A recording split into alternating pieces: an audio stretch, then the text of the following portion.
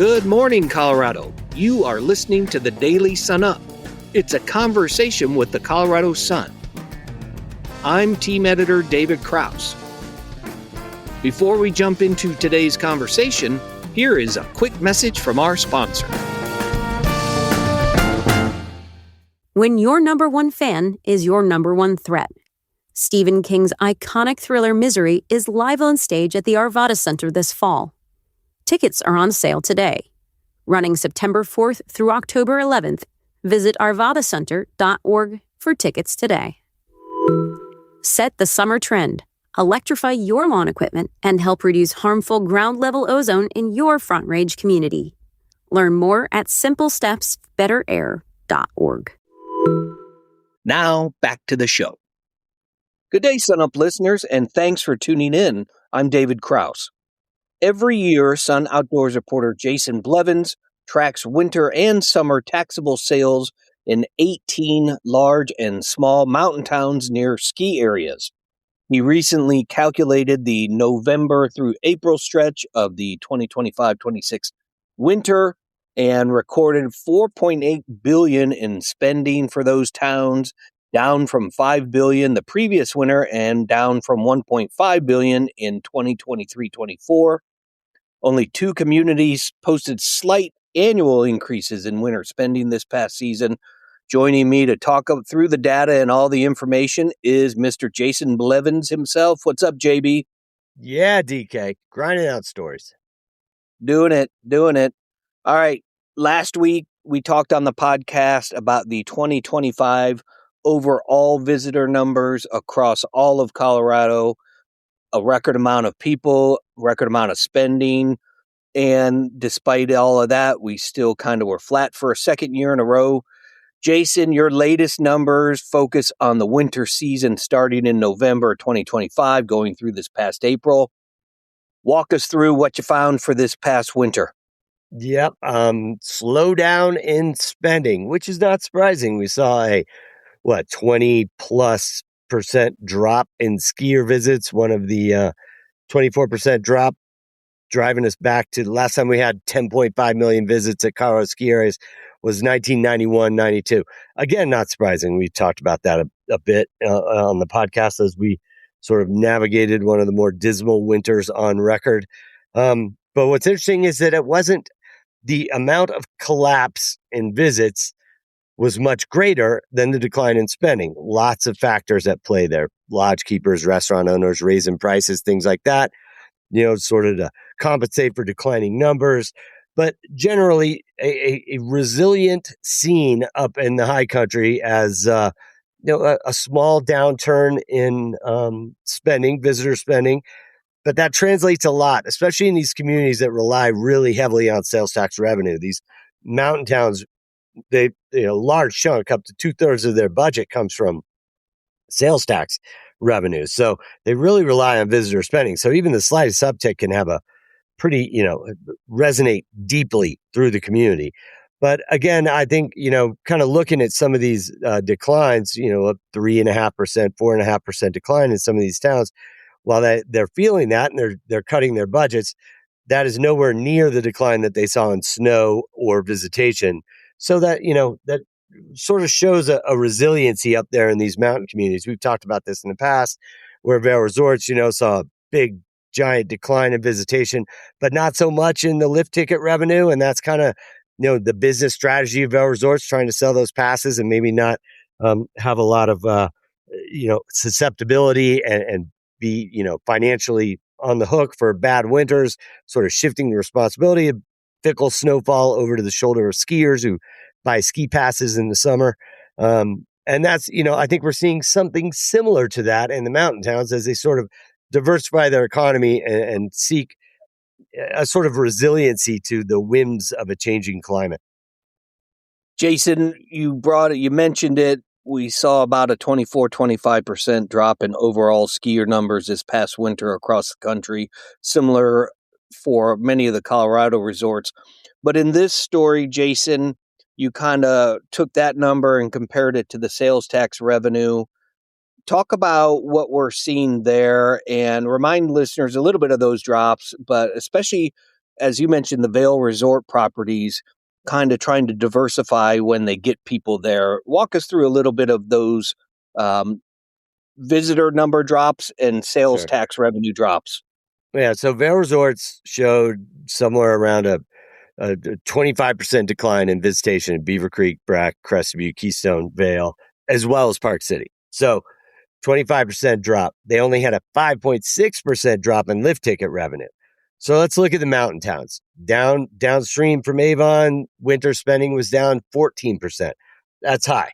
Only down 8.3% in Breckenridge, 2.7% in Silverton and Keystone, Silverton, right, Silverthorne, right outside of Keystone, and 6.3% in Mount Crested Butte, 7% down in Vail. So, like I said, those are, when you rely heavily on sales tax revenue, those are painful drops, but they're nowhere near the decline of visitation.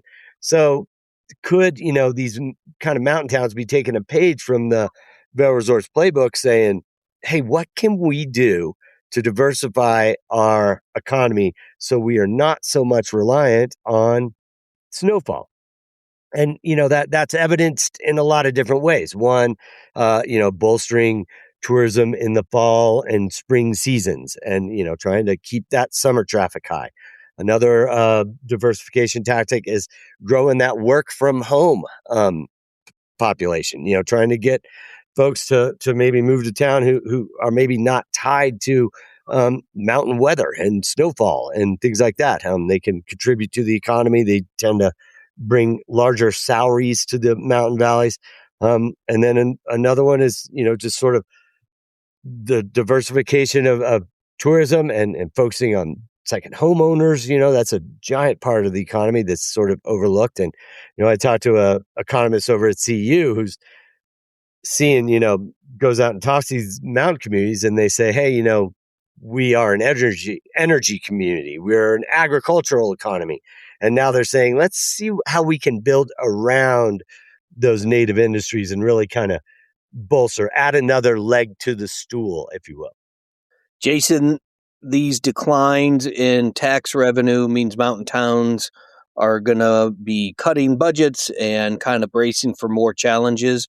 What are some of the examples you're hearing from town leaders? Yeah, so at these revenue in streams, the incomes are dropping, and at the same time, costs are going off the charts. As we've talked about this before, but healthcare for staff employees is, could make up 15-20% of a town's budget right now because it's just out of control up here in the high country how much we pay for our health insurance. And then, the cost for new sewer, water, sidewalks, that things like, it's increasing exponentially in the past couple of years, just construction costs. Part of that's tied to labor, part of that's tied to a bunch of different things. And then you have cutting budgets, raising costs, municipal costs, and the whole amid these declining revenues. So, again, these implications of a declining tax revenue is high, but at the same time, towns are being responsible. They're cutting it. Some of these towns, a lot of them have real estate transfer tax that they got in before Tabor was passed that allows them to retain a piece of every real estate transaction. So, these are town budgets that are, these towns are not going to go to their knees, but they are making cuts and certainly budgeting more conservatively for the coming year. Jason, it's been almost a year and a half of us talking about falling numbers on the podcast. You also recently got the numbers for the amount of people going up into the high country to climb 14ers. What do you have there, and what's the trend you're looking at? I know. Look at this. It's like all these sad tales of down numbers, down this, we're down in visits, we're down in revenue, we're down in spending, and many ways we're comparing these big numbers to, the just wacky years of 2020 and 2021 and 22 coming out of the pandemic when everybody went outside, and these mountain town communities were like, whoa, what is going on? Can we tap the brakes here? Okay, we have tapped the brakes in the mountain towns, and we have seen, call it a return to normal, call it a plateau, a flattening. It'll have wide-ranging implications, but this is the respite that everybody was demanding in 2022 as we came out of the pandemic with just incredible crowds up in the high country. So what we're seeing in the 14ers, the Colorado 14er initiative, they have these trail counters that they put on sides of trails and infrared beepers that count people hiking by on the trails. And they counted 256,000 14er hikers in 2025, a robust number, but down from more than 415,000 in 2020, when everybody headed outside, right? So I think, what we're seeing is just this sort of return to a more gradual, consistent kind of level without that roller coaster ride that we saw in the pandemic. And, again, these are going to have, this isn't bad news, right? This isn't just horrible sky is falling, start the funeral dirge. The 250,000 is a robust number for people climbing Colorado 14ers, and it's probably a sustainable number. It's a number that keeps those small communities at the base 14ers thriving and bustling at the same time. It's not so much that it wears down trails and stresses those volunteer crews with the Colorado 14ers initiative that goes out and works on trails. So, I think that what we're seeing, while it's, declines are going to have impacts, this isn't something that is just, the end of the world, sky is falling, Chicken Little scenario where we're going to run around and start yanking on levers. This is mostly probably a little bit expected and a little bit of an anticipated and embraced respite for a lot of these mountain communities. Jason, I like what you have called it when you and I have talked offline, a market correction, if you will, right? Sure. I mean, that's really what it is. Like, we could not sustain the numbers that we were seeing in the pandemic, and thankfully we are not. JB, always great to catch up with you and get your insight on all of these numbers, up or down. Always gives us great perspective. If you haven't already, you can check out Jason's stories on 14ers and the ski season, as well as a whole bunch of other Colorado outdoors coverage. You can always find that on our awesome homepage and on that really sweet and free Colorado Sun app. JB, my friend, make it a great week. Do the same, DK. Thanks for listening. And finally, here are a few stories that you should know about today. A new Colorado charter school is fighting back against the threat of active shooters with an experimental tool: high-speed drones armed with pepper spray gel. John Adams Academy in Douglas County is among the first in the nation to test these devices, which are designed to track down and ram into an attacker at 60 miles per hour. The drones aim to confront a shooter within the crucial first minute, buying life-saving time before law enforcement arrives. No car, no crew, no race entry, no race bib. Just 100 miles of steep, spectacular San Juan mountain terrain. One Colorado runner endures thunderstorms, sore legs, and ever-rising elevation to take on the unofficial Soft Rock 100, a 4-day trek on the legendary Hard Rock 100 course. After nearly 3 decades running the Vold Rodeo Company, Kirsten Vold has sold the family business and is learning what a free summer feels like.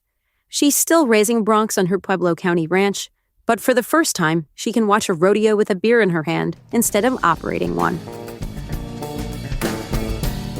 To read these stories and much more, visit our website, coloradosun.com.